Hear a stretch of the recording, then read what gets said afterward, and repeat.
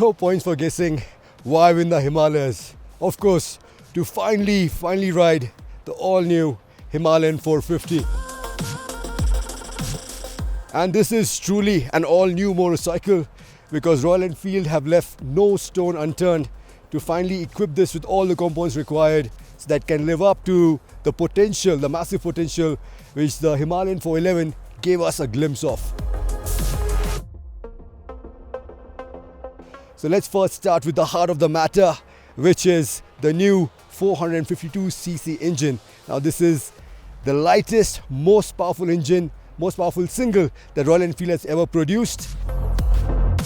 Christian, the Sherpa 450. This is the first engine from Royal Enfield which is liquid cooled, has 4 valves, has a DOHC setup which helps it pump out 40 horsepower and 40 Newton meters which are transferred to the rear wheel via 6-speed transmission, while at the same time being a colossal 10 kgs lighter than the 411mm. And that's crazy, right? Because even the entire motorcycle now, despite having a bigger 17-litre tank, is 3 kgs lighter than the previous model. So you have an all-new twin-spar chassis which uses the engine as a stress member. Your new subframe, you have lighter aluminium spoke wheels from Excel. But I know what you're thinking, what about the tubeless spoke wheels? Well, they're on the cards. They're right now undergoing the Indian homologation, and as soon as they get the certification, they will be available to all Himalayan owners. So you have bigger 43mm separate function forks from Showa at the front. You also have a Showa monoshock which comes with preload adjustability, and this time around the adjustability is a lot more accessible, which was quite a task on the previous model, which is great.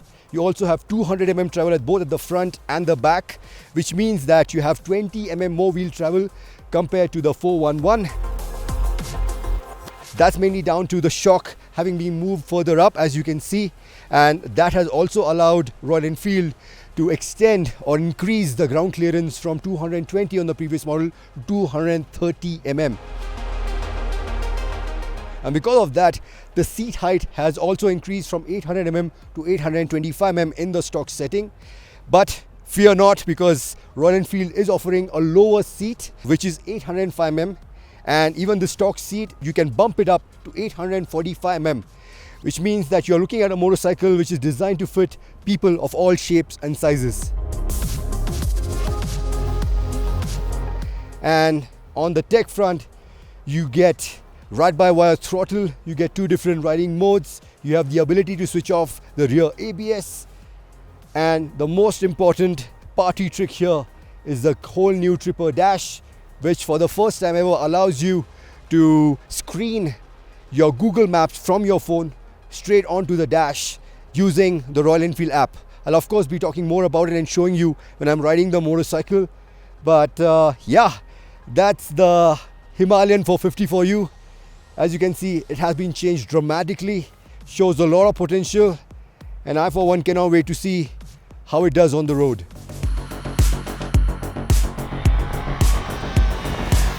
So yeah, this is what I'm talking about. In terms of tractability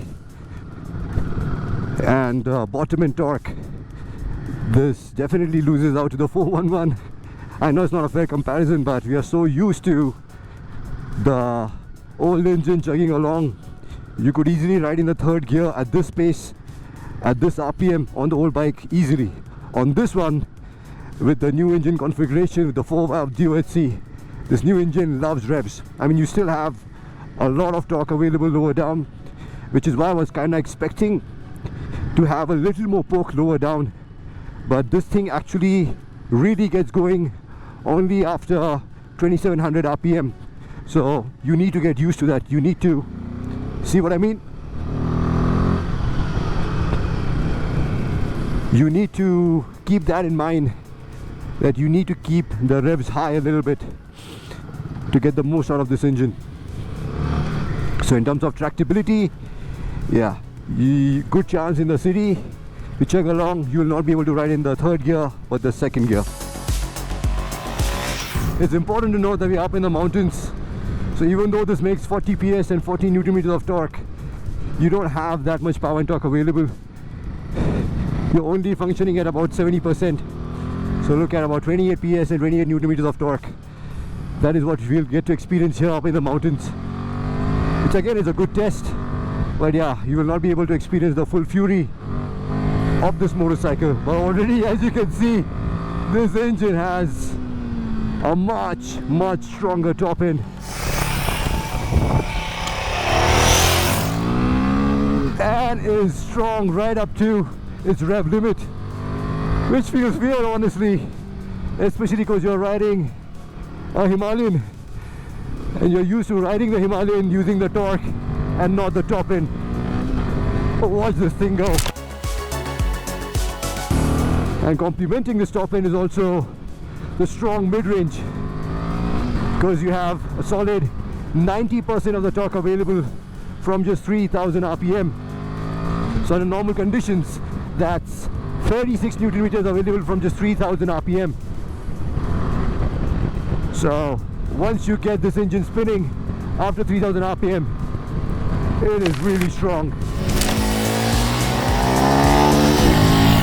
And for once you can exploit this power and torque to its full potential is because of the brakes, which has long been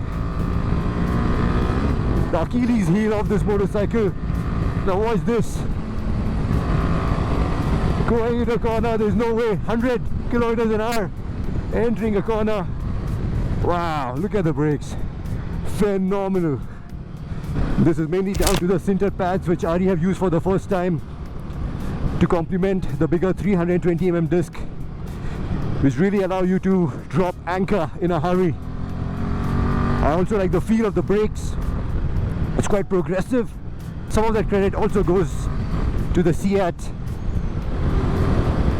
dual compound tires, which this one comes short with. So you have a cross ply at the front and a steel radial at the back. Now the acceleration in the first 3 gears is very crisp, but when you saw in the 4th gear, yeah, you saw the engine kinda dying out a little bit. The gear ratios from 4th gear onwards seem to be quite spaced out compared to the first 3 gears. But normally you find it's only the 5th and 6th gear which have taller gearing, because you need them on the highway, long legs for the highway. But this very well could also be down to the fact that we are riding up in the mountains, so you don't have the same amount of torque available, which is why you can feel the engine bogging down a little bit as soon as you slot in the 4th and the 5th gear. It doesn't have the same pull, even though we're in the meat of the torque band. And that means you have to play around with the gearbox a little bit more, which you honestly don't mind, because the 6-speed transmission on this is really good, really precise. It slots in very easily, it doesn't take a whole lot of effort. It's a far cry from the clunky gearbox that we are used to on the Himalayan. This is a big step up. I seriously cannot believe I'm riding the Himalayan and having this much fun in corners. Man, have they made a step or what?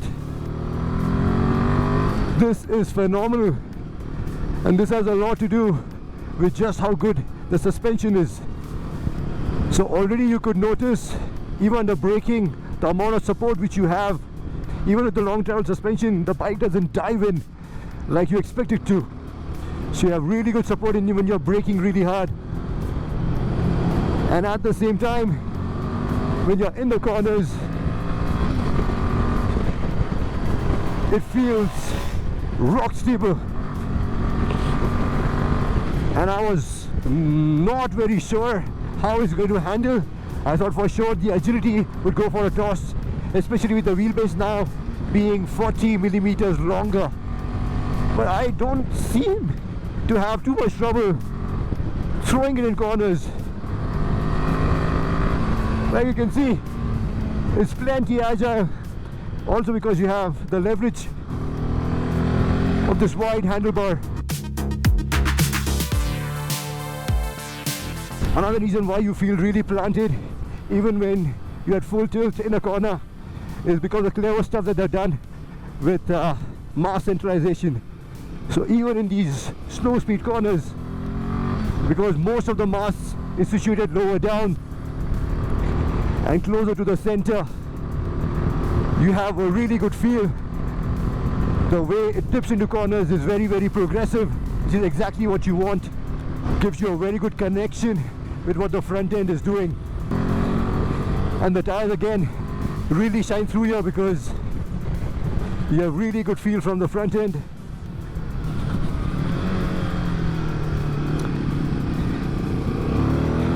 And yeah, you have really good edge grip as well when you pick the bike up and fire it out in the exits. And the crazy part is, at some point of times we've already been scraping pegs, which is insane considering that now the ground clearance on this has gone up from 220 to 230 mm, which means you have that much cornering clearance at your disposal, which means that if you're scraping pegs, that is the amount of lean that you're carrying on a Royal Enfield Himalayan. Yeah, I kid you not.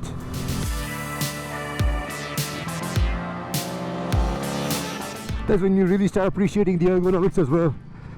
They obviously have gone through a change.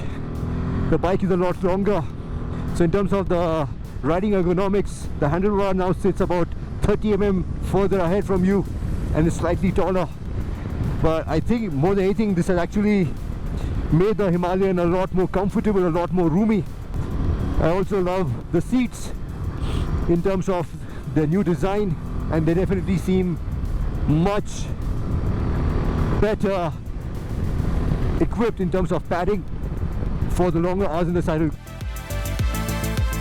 Man, I'm also really surprised with how good the refinement is on this thing. Don't get me wrong, there are vibrations, especially in the first 3 gears, which make their presence felt, especially in the lower revs. But as the revs climb, they smoothen out quite a bit, and more so in the higher gears. 4th, 5th, 6th is surprisingly smooth. I think you should be able to easily cruise on this at a 120, 125 minimum. But of course, we'll need to ride it on that kind of a road to say that with absolute authority. The only thing I would want, which they could have done to complement this engine, is make the throttle action shorter, because you really have to wind it to get the full power down. Yeah, coming back to the dash, it is lovely. You have all of this information laid out for you, and this of course supports incoming calls and messages. You have intimation, you can see what music you're playing. This is lovely, a very, very neat touch. Your phone screen needs to stay on for it to cast the map onto the dash, and that obviously is going to drain out your battery a lot. This is exactly why Royal Enfield have very cleverly integrated a C-type charger right here, so you can have your power cord there that goes straight onto your phone, which can stay in your pocket. Little jump. Wow. Oh wow. Looking at how well this handles is actually tough to not ride this motorcycle hard. But yeah, even if you want to chill out, this is bang on. I'm just itching to see what the suspension can do off-road. Salivating at the thought of sending the Himalayan off-road. Whoppa!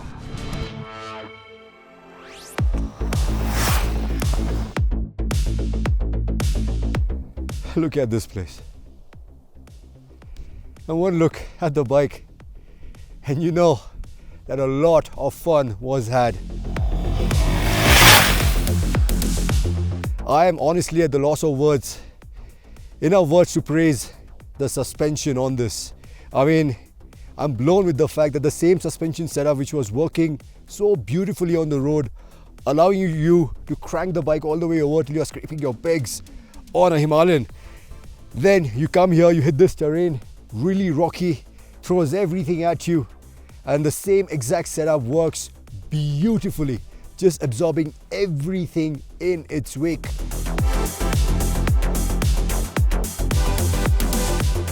And then again, the other changes that they have made in terms of the longer wheelbase, you can see how much it's helping you here, because given the Himalayan 450, amazing stability.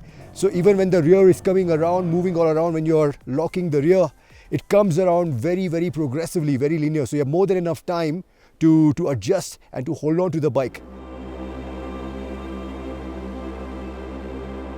Ergonomics sitting down, standing up are pretty much spot on. I know they are offering like a high raise handlebar, a different handlebar. But honestly, even on the stock setup, I was very, very happy. You have very good control over the bike. Initially, I was a little bit worried with the shape of the tank because it doesn't go in straight. It kind of goes wide. So I was a little bit worried if you'll be able to hold on to the tank well. But all of those apprehensions disappeared as soon as we hit this section. As soon as I stood up, I had enough and more room and places to really hold on to the motorcycle because the waistline is really slim and the foot pegs are really nice and wide. And the longer wheelbase also helps in the transition when you're sitting down and standing up and sitting down. So even if you end up holding on to the handlebar to get up, it doesn't unsettle the motorcycle. Another benefit of the longer wheelbase is when you pick up the pace, because now with the added power and torque, it also means that when you put the power down, it doesn't overwhelm the chassis. So even when the rear is stepping out, it does so very progressively, which is very, very important, especially for new guys, because it builds your confidence. Next, you also have 230 mm of ground clearance, which comes really handy, especially when you go over the really technical stuff and you are not really worried about scraping the underbelly of the motorcycle because of the increased ground clearance, and of course the 21-inch front wheel, which just gobbles up everything. Another big benefit which has come from this new design and the mass centralization is now, as the weight is located much lower, it's also made the Himalayan 450 a lot more progressive when you're tipping it into corners. It's not as top heavy, and also in terms of feedback, you're very well connected with what the front is doing. And another big thing which stood out, especially in the boulder section, was the design of the exhaust and how slim it is, because I wasn't really worried, especially when you're going through two big stones, that if I'm going to damage the exhaust. Its slim design means it doesn't really stick out. Now the airbox has moved from under the seat right to underneath the tank. So you have another few more meters higher up in terms of your water wading capability on the new Himalayan 450. But there are a couple of places where I think the Himalayan could have done better. My biggest problem of riding this in these conditions off-road was just how sensitive the rear brake is, which means you'll end up locking the rear in a blink of an eye. And that's mainly down to, of course, the bigger 270mm rear disc and the fact that you're using sintered pads now. So that's why there is no progression. It's like an on-off switch. And especially when you're wearing adventure boots, motocross boots, you're just going to end up locking the rear everywhere. But I think a simple way around that would be to just replace the sintered pads with organic ones while making them a little more linear, because they are not going to have the same amount of bite. And you also have to learn to ride this a little bit differently because you don't have the same bottom end torque as the 411 did. So you need to keep the revs a little bit higher, around the 2500 mark, and from there on the bike picks up beautifully. You also have a slip and assist clutch now, which we have always wanted, but I still feel the lever action could have been a little more lighter, a little more easier to operate, especially when you're riding it off-road and you're feathering the clutch more so to compensate for the reduction in the bottom end torque. After riding this really, really hard, there was one section where we had topped out the third gear thanks to the suspension absorbing everything. But thereafter I noticed the cone set was making this clunky noise. So I would like to ride this a little bit more to see if Royal Enfield have found a solution for the cone set issue, which seemed to have plagued the previous generation Himalayan.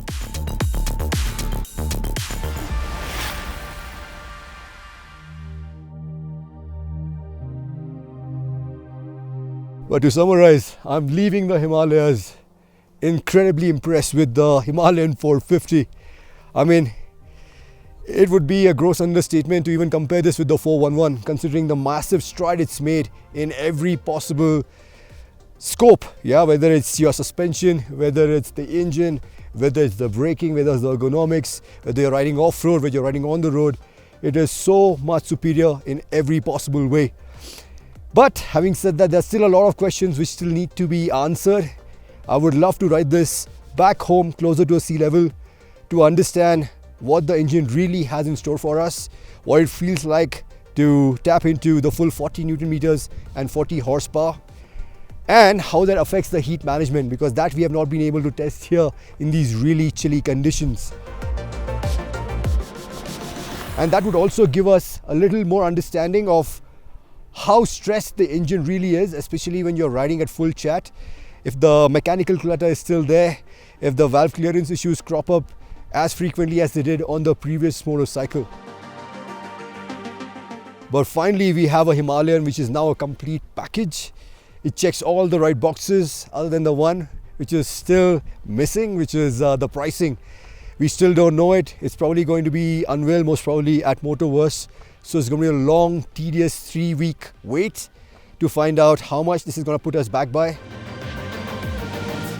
I mean, for sure, with all the new tech, yeah, with the fact that we'll also get tubeless spoke wheels sometime in the near future, the price is going to be a step from how frugal the 411 was. But I just hope Royal Enfield don't go on the other end of the spectrum and still retain their value for money approach, which they've been famous for all this while.